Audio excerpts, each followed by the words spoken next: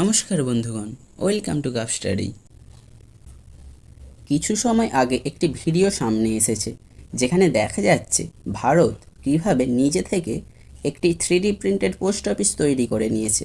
এখানে দেখতে পাচ্ছেন এই নিয়ে article, Bengaluru is now home two India's first 3D printed post office. এখন 3D প্রিন্টেড টেকনোলজি চায়ের কাপ বানানো থেকে শুরু করে খেলার বল সবেতে ব্যবহার করা হচ্ছে। ভারতেও এই টেকনোলজি ব্যবহার করে এর আগে বিল্ডিং বানানো হয়েছে, কিন্তু এই প্রথম কোনো সরকারি বিল্ডিং বানানো হলো এই টেকনোলজি ব্যবহার করে। আর তাই আমাদের প্রধানমন্ত্রী একটি টুইট করে বলেন, every Indian would be proud to see India's first 3D printed post office. কীভাবে তৈরি করা হলো ভিডিওটি দেখে নিন।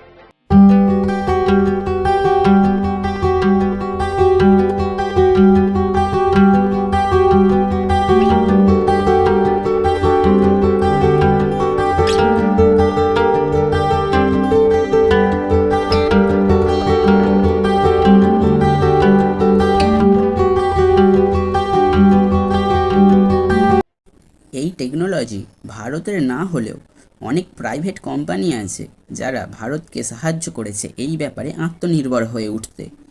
ভবিষ্যতে আরও বিল্ডিং প্রস্তুত করা হলে we are capable of doing that. বেঙ্গালুরুতে পোস্ট অফিসটি বানিয়েছে ভারতীয় কোম্পানি লার্সেন অ্যান্ড টার্বো লিমিটেড, আইআইটি মাদ্রাসের সহায়তায়।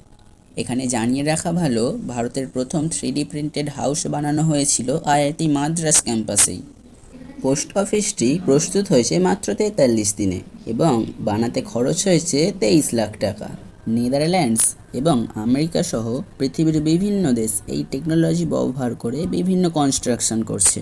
এতে ইঞ্জিনিয়ার, মেটেরিয়ালস এবং স্কিলড লেবার হলেই খুব কম দিনেই কিছু প্রস্তুত করা যায়। কিন্তু ভারতের মতো বিশাল দেশ যেখানে লেবারের কোনো ঘাটতি নেই, এই টেকনোলজি আসলে প্রচুর মানুষ তাদের কাজ হারাবে।